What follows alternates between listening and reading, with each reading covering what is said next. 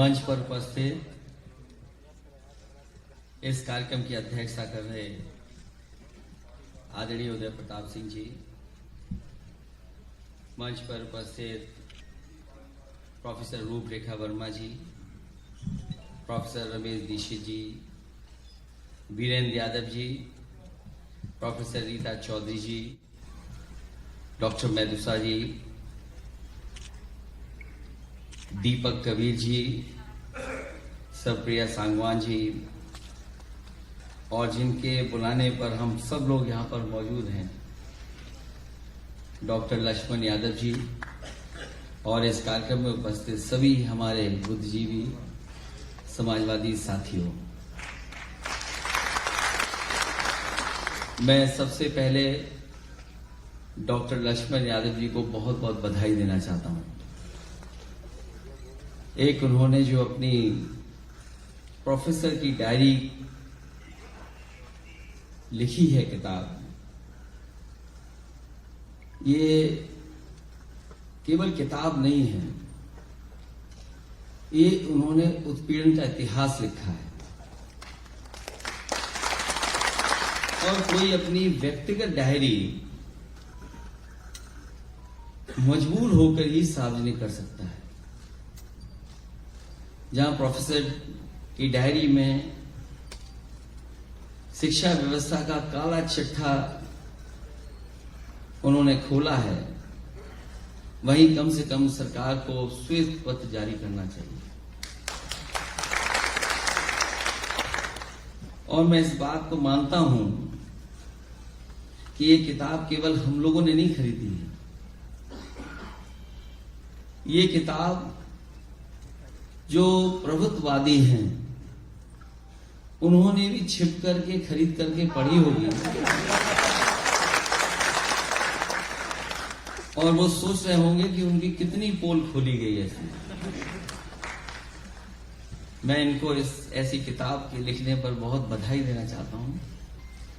मेरे से पहले सभी वक्ताओं ने अपनी बात रखी है और बहुत जानकारी के साथ साथ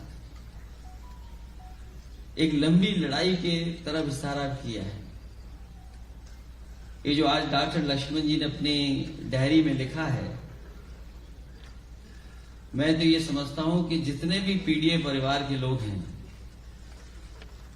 अपने जीवन में कितनी भी ऊंचाई पर पहुंच जाएं, कभी न कभी इस तरह का व्यवहार स्वीकार करते हैं, अपमान उनको फेस करना पड़ता है। हालांकि न केवल हिंदी में, अन्य भाषाओं में भी और आज के बाद अंग्रेजी में भी पढ़ने को मिलेगा।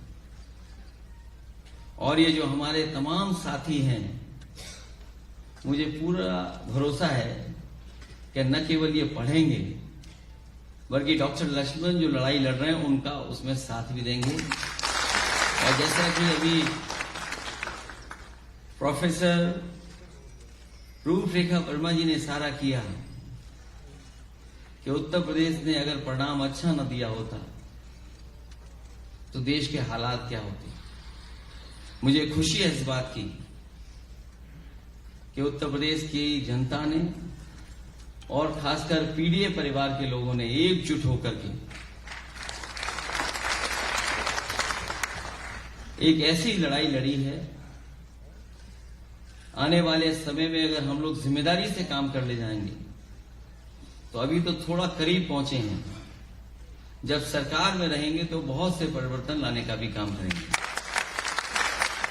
जहां अभी मैं सुन रहा था, आदरणीय उदय प्रताप सिंह जी ने कहा कि मैं वाइस चांसलर हूं, तो मैंने अपनी तरफ से उन्हें धीमे से कहा कि वाइस चांसलर नहीं, हमें चांसलर बना दो आप। मैं आपको भरोसा दिलाता हूं कि न केवल वाइस चांसलर और चांसलर जो अपॉइंट होते हैं, जिन संस्थाओं में जो लोग बैठे हैं वो एक विचारधारा के लोग बैठे हैं, जो अपॉइंट करने वाले वो एक विचारधारा, एक रंग के लोग हैं, और जब वो जब संस्था में पहुंच जाते हैं, जिसको अपॉइंट करते हैं वो भी अपने ही हिसाब से अपने से मिलते जुलते को अपॉइंट करते हैं। शायद ये लोकतंत्र को सबसे बड़ा खतरा पैदा होने जा रहा है। जहां शिक्षा के सवाल पर और शिक्षा को लेकर के न जाने कितने आंदोलन हुए। हमारे कितनी पॉलिटिकल पार्टी के लोगों ने समय समय पर न जाने कितनी बातें कही। और सच्चाई भी ये है कि देश वही तरक्की किए हैं जिन देशों में शिक्षा का स्तर बेहतर हुआ है या सबको शिक्षा बराबर मिली है। इधर देखने को मिलता है कि सबसे ज्यादा हमला अगर किसी संस्था पर हो रहा है तो वो कॉन्स्टिट्यूशनल बॉडीज के साथ साथ सबसे ज्यादा हमला इस सरकार में अगर किसी पे हुआ है तो हमारी शिक्षा की संस्थानों पर हुआ।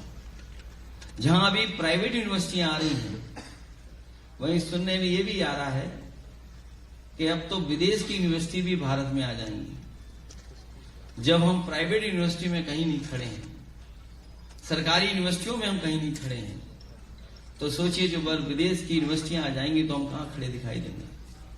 इसलिए लड़ाई बड़ी है जो हजारों साल से हमारी चलती आई है, उस पर कभी न कभी विराम तो लगेगा ही। हमें उम्मीद है कि जिस तरीके से पीडीए परिवार एक हुआ है और इंडिया गठबंधन के साथ खड़ा हो गया और इंडिया गठबंधन और पीडीए की रणनीति ने जिस तरीके से मुकाबला किया है, हमें पूरा भरोसा है कि इसी रास्ते पर अगर हम लोग चलेंगे तो आने वाले समय में हम लोग कामयाब होंगे। और जो कुछ डॉक्टर लक्ष्मण यादव जी के लिए हुआ है, अभी तक तो उन पर बंदिश थी, पढ़ाने का समय था, लेकिन अब आजाद हो गए आप।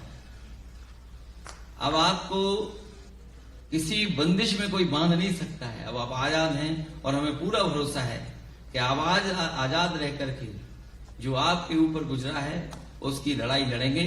हम लोग साथ हैं, आपके पूरे सम्मान के साथ आपको आगे बढ़ाने का काम करेंगे। इन्हीं शब्दों के साथ आए हुए तमाम साथियों का बहुत बहुत धन्यवाद देता हूं। इस किताब के माध्यम से जो जानकारी दी है आपने, जो आपने संघर्ष के बारे में बताया है और जिस तरीके से संस्थाओं में जो कुछ चल रहा है, शायद ही कभी ऐसा हुआ होगा जो आज संस्थाओं में हो रहा है। हमें उम्मीद है कि आने वाले समय में संस्थाओं को भी सुधारने का काम होगा। बहुत बहुत धन्यवाद।